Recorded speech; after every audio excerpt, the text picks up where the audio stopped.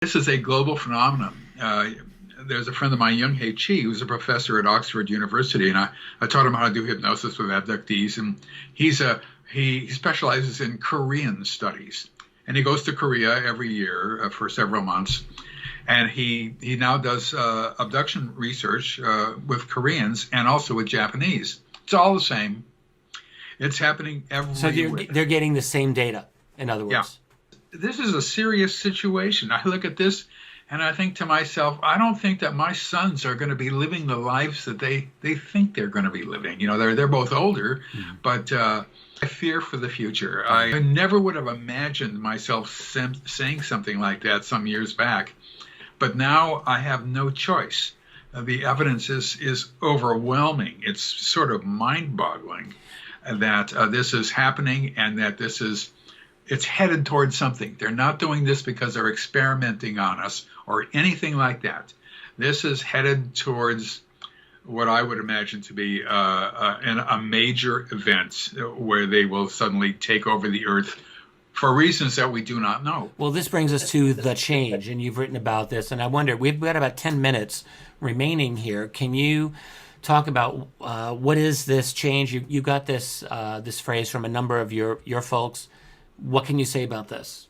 Well, one of my books, people began to tell me that the aliens were telling them that soon there was going to be a change. The change was coming. Everybody was going to know his place. It was going to be wonderful. The change is coming. The change will be. And I always wondered what the change was. Mm-hmm. And I would ask abductees, well, what is the change? They must have told you what the change is going to be. Nobody knew. And if you think if this were psychological, well, everybody would know, and it might be different for every person, but they would say, well, the change is when this, that, whatever. Mm-hmm. But nobody knew.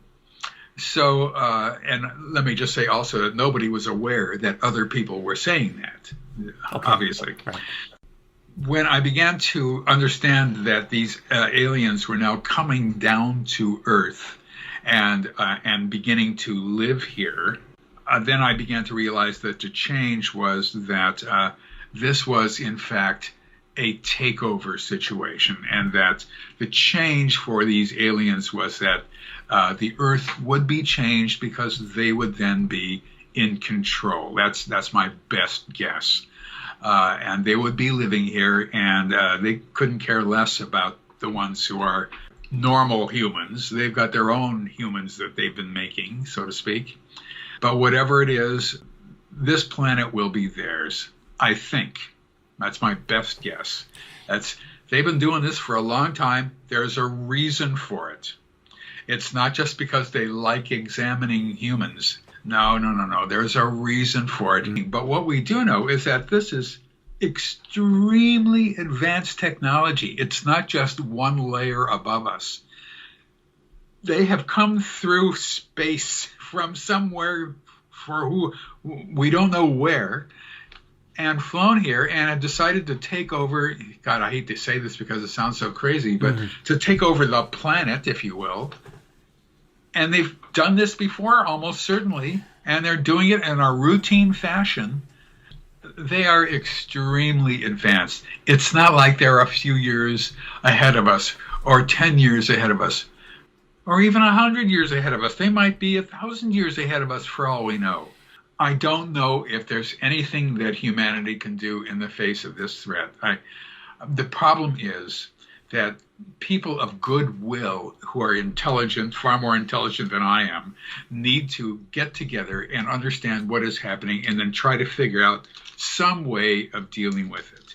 It may be too advanced to deal with it. It may be too late to deal with it, but at least we might have some sort of a fighting chance. That is not happening.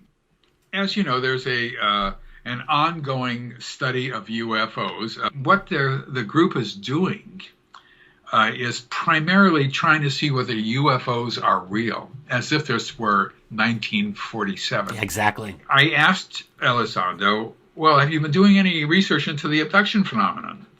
He said he's not at liberty to tell me that. So they may be doing something, but it's small potatoes. It's tiny. What they should be doing is contacting me, for example, who spent my most of my life studying UFOs and abductions, and Yvonne Smith and others who do this kind of research. Agreed. And debriefing us in terms of what we found and all the rest of that stuff. And they would start doing abduction research also, because that is the only way you can get inside a UFO, period. You can't get inside it. They're studying the outside shells of objects. They're not studying what's going on inside. Inside is the important part. They're still trying to figure out whether UFOs are real. This is nonsensical. It is beyond stupid. It's criminal. Yeah, the only hope would be worldwide wake up right now or yesterday or last week and move in a coordinated effort. It's just craziness. It's absolute craziness. This is a global phenomenon. People around the world are reporting the same things. They're seeing the same things as they have always seen them for decades and decades and decades. And now they're saying the same thing and not knowing that other people are saying the same things. That is profoundly important. The silver lining here is that they must operate clandestine. They must be secret. And so therefore, my assumption is if they were not operating in secrecy, we would have the ability to oppose this program. So there's always that. That is right. Because they're secret, it means that that they're afraid of something. Right. That they're not in total control.